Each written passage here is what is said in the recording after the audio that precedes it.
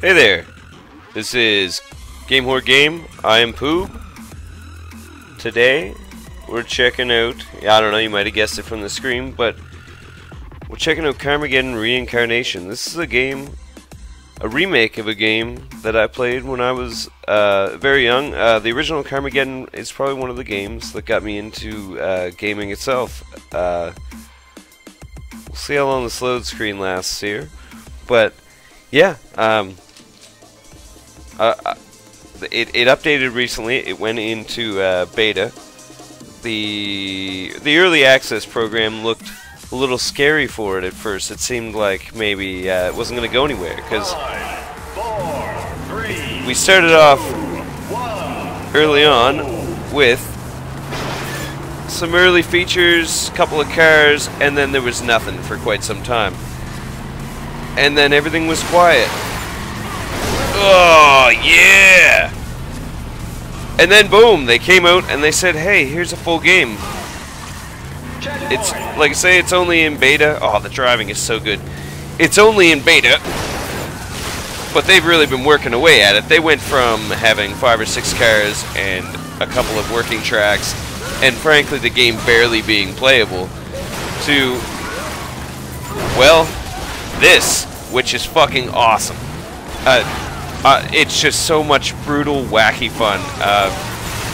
Excuse me while I destroy a crowd of people. Yeah, so this is Carmageddon. It's as close to the old Carmageddon as it could be, well, still being new. If you want that same experience, this is it. But better. It's new. It doesn't run great yet. I'm running it on a GTX 970, like some pimped out overclocked version, and I generally get somewhere between 35 and 45 frames. Most of all the highest details are on. I haven't found there to be much difference as far as frame rates go between the highest and lowest settings. I've messed around with the overclocking software to watch how much of the graphics card it's using.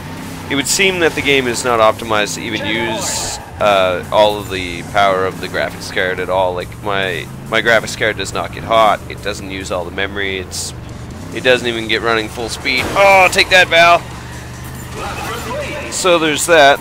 But really, is this game playable now? Yes.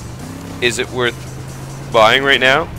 I'm gonna say yes, but only if you have a decent system. Oh man, there was something slippery there. Ow! Get out of there! Oh, into the drink. Alright. So what do? Well, I'm just tearing around this track because that's what I'm choosing to do for now. I can wreck all 5 of my opponents to win the race. I can kill all 588 pedestrians if I can find them and if I have time to do so. Ugh. Okay, Afterburner. Okay, this is a fun power-up. It basically supercharges your car. Bob! I don't know if I'm going to stay on there. There's a reset button. I press X. Boom, I'm back. Alright, that's good. Gameplay, pretty fast and furious. The driving is satisfying just in itself, so if all you want to do is run races, you can pick one of the lighter, faster cars and just tear around the track. A little frame drop there. Like I said, the game does not work perfectly, but it has lots of music, lots of features. I've been having a blast with it. I've got more than 30 hours into this between the alpha or pre-alpha and now the beta. I probably got 10 hours in the beta and it's still going strong. The game is quite a challenge on the medium difficulty. It's on easy right now, just for the sake of burning around and showing it off. Man, I learned nothing. Like, I just went off that turn last time. Yeah, just for the purposes of burning around. Basically, the AI hits a little bit less hard and gives you more time when you do damage to people. So, this is just one of, not sure, there's a handful of tracks. I think it's somewhere around 8 tracks right now. Carmageddon 2 was pretty popular for modders. I would assume this one's gonna be too. It's good. It's Carmageddon through and through. Hopefully it picks up all the old similarities. My Carmageddon 2 files were just awesome. I had so many. Look at that. I had an earthquake bomb. Not sure what it does, but it killed him. Yeah, I had so many cars for the game. It was basically as many as I could get the files to hold without crashing. Same as my old Need for Speed games, I guess. But so, oh no, that's probably not good. Modders love the game, and I love that modders love the game. That just come on, make it. Oh, too slow. I mean, you know that the replay value is going to be awesome. You're going to be seeing all sorts of user-made cars for this, all sorts of user-made maps. You'll be running races in the game, and there won't even be any of the stock game cars in it at a certain point, right? I mean, this is just I'm just anticipating this, but if the community is anything like the old Carmageddon community, so much content will get produced to go with it. And, oh man, there's just blood everywhere there. I'm going to fly off that turret every time. I'm super glad I'm recording this so you can see how bad a memory I have. So, yeah, you're going to be looking at needing at least probably 660, 670 level hardware, I mean, or newer. And that's with a good processor to go along with it, just to run the game at its current state. As far as optimization goes, it's crazy how far this game's come. It went from playing at like 15 frames a second to now it's running in the acceptable range, like 30 to 50 frames is the average now. After you finish a race, it gives you a graph. It's pretty neat, shows you where you've wrecked cars. That's the that's this right here. These are where I've destroyed cars. These are my lap completions here. And yeah, so I have my total money score, and these are upgrade tokens, which I use for my car and to make it more powerful and stronger and faster. This is the Brothers Grimm car, or at least what's left of it. I can inspect the cars. He didn't fare too well. My car is leveled up for the higher levels, and I'm playing a mid-game level right now. So, because that car was available to be stolen and I wrecked him during the race, I now have his car. Let's see here. I'll give you an idea of how long the campaign is. It's going to run you probably 10 minutes to a half hour per race. There's 3 in each one of these, and there's 16 of them. So, you add that all up, you're looking at a pretty good run through the campaign. Oh, this one's got 4 races. Some of them are okay. Like this is Fox and Hounds. It's this game mode. One car is lit up. The other cars try to chase them. When you tag that car, you're the fox, and the hounds chase you, and you're just trying to run down the time on your clock. This is pet chase. One pedestrian on the map will be highlighted. Everybody tries to get to that pet and kill him first. And this is just a death race. You gotta be in first after 5 minutes, basically. What else here? Let's have a look at the cars. So, the cars that I have are right here. They're all pretty interesting and pretty unique.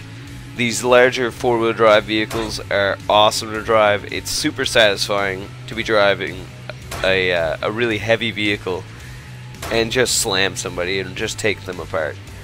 As you can see, there's pretty wacky designs, there's pretty cool designs. Some of them are slow, some of them are hardy, some of them are just fast and powerful. These spikes on the wheels, they work.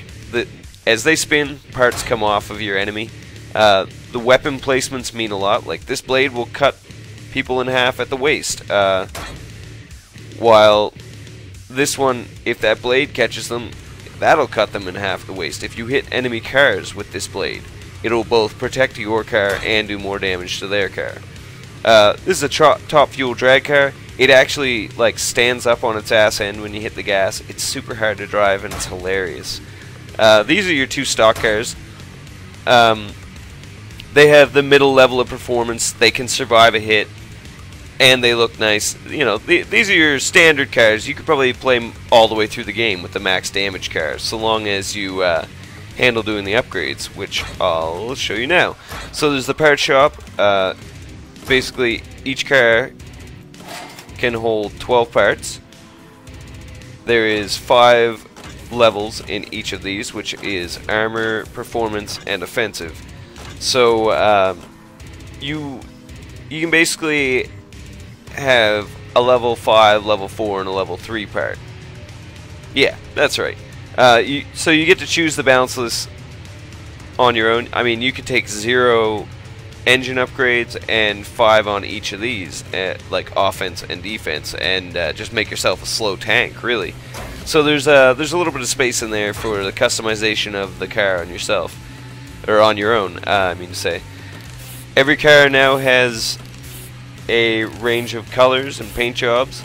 At the bottom there appears to be a special paint job for every single car. There's one special paint job. I haven't unlocked any of them yet because I haven't finished the challenges associated with them.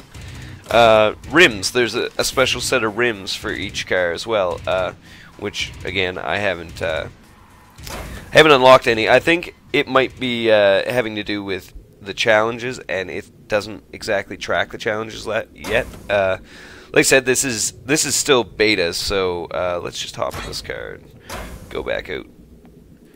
Let's see. I'll do an early arena match here. They load up nice and fast. You can change your position in the grid if you'd like to be farther ahead of other people and get rear-ended off the road. But that's another gripe you could currently have with this game, is probably that the load times are a little long. I mean, I don't have a supercomputer. I have about an average computer with a pretty good graphics card in it, and on the larger maps I would say the load times get to the point where you start to get disappointed with how long it's taking.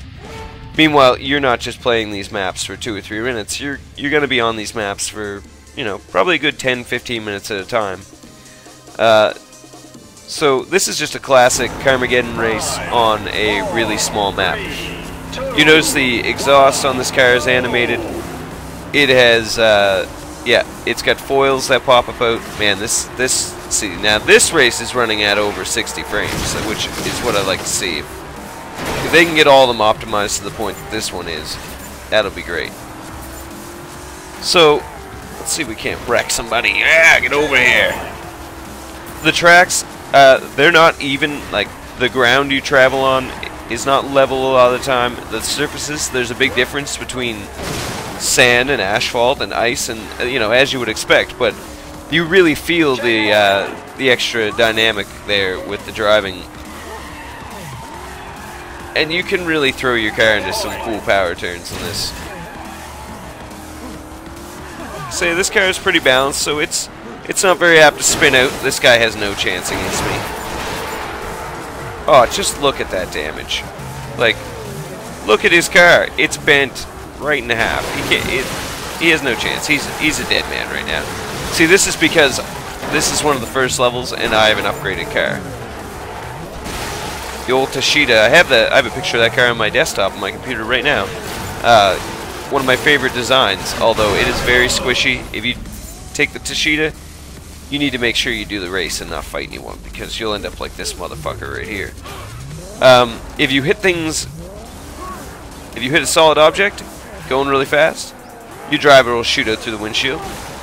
It's a simple thing, but something that I find pretty funny. You can get power-ups that make your enemies shoot out of their own vehicles. I've had bad accidents where my driver shot out of the car, and then the car rolled over, and the blade on top here actually cut him in half. So, it leads to some pretty hilarious moments. So, let's see. You saw me upgrade this car with my tokens. So, there's another one right there. You get your tokens for just being aware of your surroundings and exploring.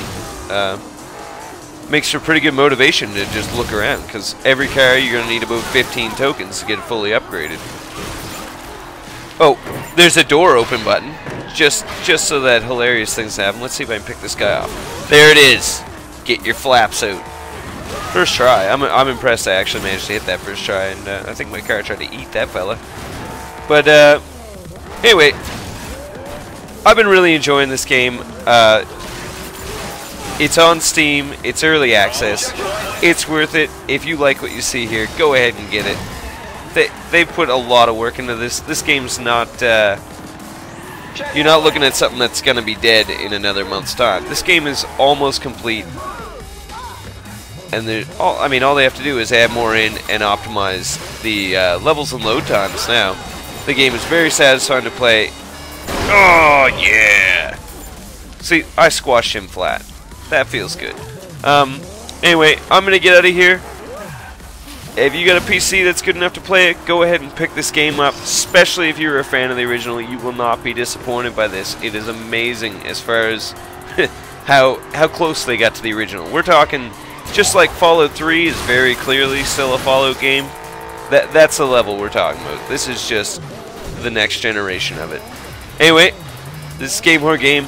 I'm Poob. Have a good one.